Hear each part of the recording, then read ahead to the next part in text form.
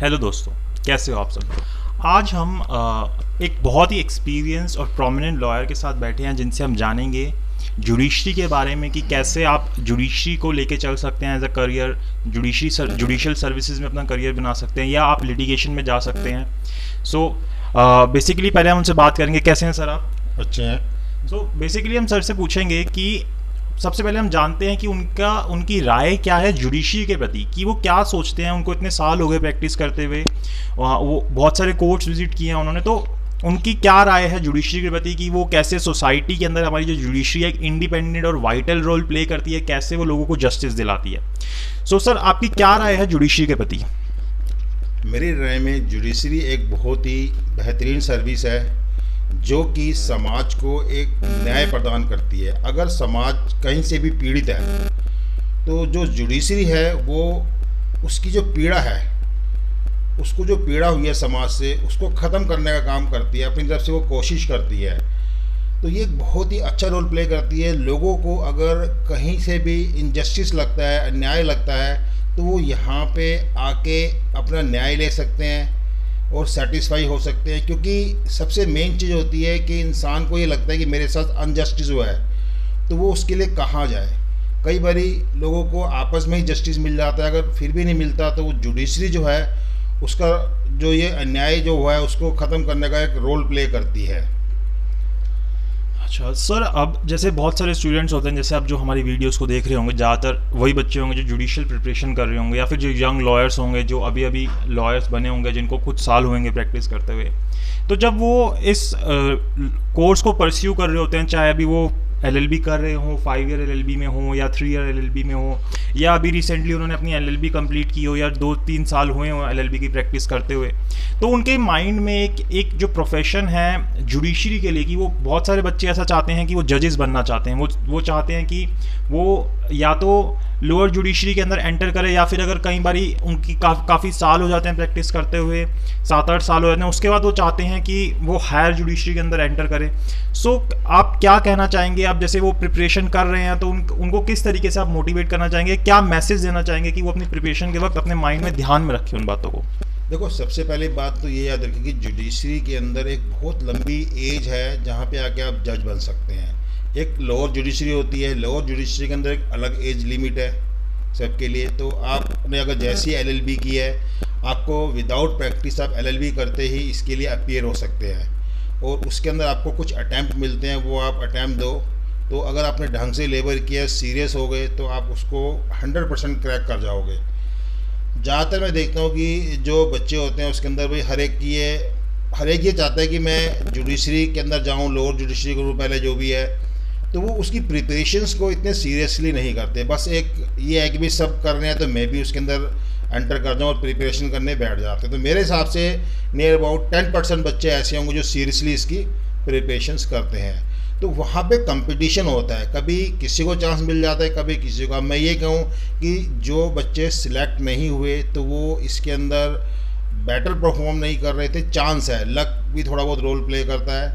कभी आपके करे हुए क्वेश्चन उसके अंदर एकदम सही आ गए, 1-2 क्वेश्चन भी, तो आपको चांस मिल सकता है। अगर आप रह गए तो ये नहीं कि आप उनसे परफॉर्मेंस में बेटर नहीं थे या आपके अंदर कोई कमी थी, ऐसा कुछ नहीं है। तो जुडिशरी एक बहुत अच्छा प्रोफेशन है, हम ये कहेंगे एक बहुत अच्छी सर्विस है। इसके अंदर आपकी जो अगर आपने अगर आप नहीं बन पाए तो आपकी अगर प्रैक्टिस है, तो जैसे कि आपने अगर 7 साल की प्रैक्टिस कर रखी है और उसमें एज लिमिट है कि आपके 35 से एज क्रॉस कर गई है, उसके बावजूद भी आप हायर जुडिशरी के लिए अपीयर हो सकते हो। या फिर मान लो हायर जुडिशरी भी आपकी नहीं हो पाती तो आप डायरेक्ट हाई कोर्ट की अगर आपकी प्रैक्टिस है तो आपका हाई कोर्ट के अंदर भी डायरेक्ट सिलेक्शन हो सकता है। तो यहाँ पे बहुत सारे ऑप्शंस हैं इस फील्ड के अंदर कि आप जुडिशरी के अंदर एंटर कर सकते हो, वहाँ पे आपको सर्विस मिल सकती है। तो जैसे ये तो रहा कि जुडिशरी के लिए क्या होता है। अब कई स्टूडेंट्स ऐसे होते हैं जो सोचते हैं कि हमें जुडिशरी की तरफ नहीं जाना, वो सोचते हैं कि हमें लिटिगेशन की तरफ जाना है, हमें प्रैक्टिस करनी है, किसी भी फील्ड में प्रैक्टिस करनी है। जैसे अब वो सोच सकते हैं कि क्रिमिनल की तरफ जाना है, सिविल की तरफ जाना है, या कुछ बच्चे कॉर्पोरेट की तरफ जाना चाहते हैं। तो मतलब वो क्या अपने माइंड में लेके चलें जब वो एकदम यंग एज में होते हैं और वो अपनी प्रैक्टिस स्टार्ट करते हैं? क्योंकि ये सबको पता है कि एकदम जब स्टार्टिंग एज होती है, जब एकदम एंटर करते हैं, कि लोगों का आपके ऊपर ट्रस्ट नहीं होता, लोग आपको अपने केसेस नहीं देते, और दूसरा अर्निंग भी नहीं होती। जब आप यंग होते हैं तो आपको एक ही रहता है कि पैसे चाहिए, तो वो अर्निंग नहीं स्टार्ट होती, जिससे बहुत जो बच्चे होते हैं वो डीमोटिवेट होते हैं। तो उनको क्या सोच के इस प्रैक्टिस के अंदर रहना चाहिए, कितना टाइम अपना डिवोट करना चाहिए प्रैक्टिस के अंदर, कितना मतलब एक नॉर्मल बच्चे को टाइम लग जाता है एक एवरेज एडवोकेट बनने में भी? देखो, ऐसा है कि कोई क्रिमिनल के अंदर जाना चाहता है, कोई सिविल प्रैक्टिस के अंदर जाना चाहता है, फैमिली मैटर्स भी होते हैं, बहुत सारी इसमें वो ऑप्शंस हैं। अगर आप अपने काम के प्रति, अपने प्रोफेशन के प्रति ऑनेस्ट हैं और जो आपका क्लाइंट है उसके प्रति आप ऑनेस्ट हैं, तो आपकी अर्निंग बहुत ही जल्दी स्टार्ट हो जाएगी। आप उनके साथ अगर जस्टिस रखोगे तो हर बंदे को ईमानदार व्यक्ति दिखता है, लेकिन कई लोग जो होते हैं वो गलत प्रैक्टिस करते हैं, इसीलिए वो चल नहीं पाते हैं। सबसे पहली बात है कि आपको इसके अंदर ऑनेस्ट रहना है, अपने क्लाइंट्स की प्रॉब्लम समझनी है, उनकी प्रॉब्लम को सोल्व करना है, तो आपको इसके अंदर अर्निंग भी मिलेगी और साथ साथ जो आपको एक मेंटल सेटिस्फेक्शन है वो भी मिलेगा और सोसाइटी में आपको फेम भी मिलेगी। तो ऐसा नहीं है कि अर्निंग नहीं है। आजकल क्या है कि जो क्लाइंट हैं उनका ट्रस्ट जो है वो ख़त्म हो गया है, क्योंकि जो कई ऐसे पर्सन्स होते हैं इसी फील्ड के अंदर जो कि सही तरह से मेरी राय के अंदर सही तरह से अपने क्लाइंट के साथ बिहेव नहीं करते या जस्टिस नहीं करते, उनका मेन मोटिव सिर्फ अर्निंग होता है। तो अगर आप अपने क्लाइंट को जस्टिस दोगे, ऑनेस्टली काम करोगे, तो इसके अंदर अर्निंग भी होगी और आपको सेटिस्फेक्शन भी मिलेगा।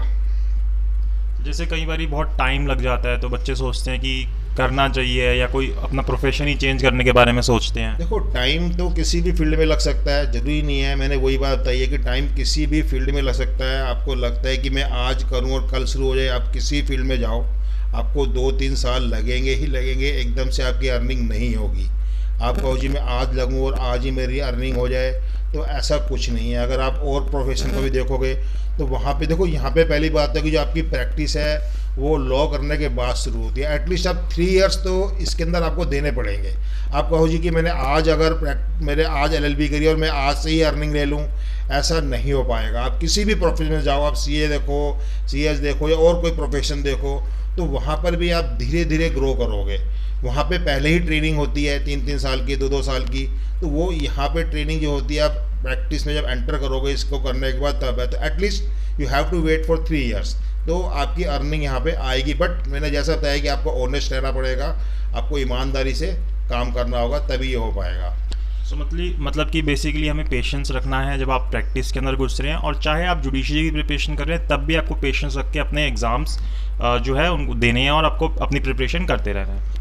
अब एक मैं आखिरी क्वेश्चन आपसे पूछना चाहूँगा कि सर, जैसे आपके हिसाब से जुडिशरी जो बच्चे करते हैं या फिर जो बच्चे लिटिगेशन में घुसते हैं, तो दोनों में से ज़्यादा बेटर प्रोफेशन कौन सा रहेगा, किस तरफ जाना ज़्यादा अच्छा रहेगा? देखो, मेरे हिसाब से तो जिसने भी LLB की है वो अगर उसका इंटरेस्ट है तो उसे जुडिशरी की जो प्रिपरेशन है वो ज़रूर करनी चाहिए। अब उसमें उसका सिलेक्शन हो या ना हो, तो ये एक ऐसा प्रोफेशन है, एक ऐसा कोर्स है जो आप करते हो। उसके बाद अगर आपका जुडिशरी में सिलेक्शन नहीं भी होता तो आप अपनी प्रैक्टिस भी साथ साथ कर सकते हो, तो आपको एक्सपीरियंस भी गेन हो जाएगा और आपके पास एक ऑप्शन है कि आप जज भी बन सकते हैं जुडिशरी के अंदर। अगर नहीं बने तो आप लिटिगेशन के अंदर आ सकते हैं। वहाँ भी नहीं आओगे तो आप किसी कंपनी में या कहीं और जगह पे बहुत सारे ऑप्शन है आपके पास, आप वहाँ जा सकते हो। मैं ये नहीं कहूँगा कि अगर आप जुडिशरी की प्रिपरेशन कर रहे हो तो आप जुडिशरी के अंदर पास ही कर जाओगे, लेकिन मैं ये कहूँगा कि अगर आपने प्रिपरेशन की है तो वो आपका जो टाइम है, जो प्रिपरेशन है, जो वर्क है, जो हार्ड वर्क है, वो वेस्ट नहीं जाएगा इस फील्ड के अंदर।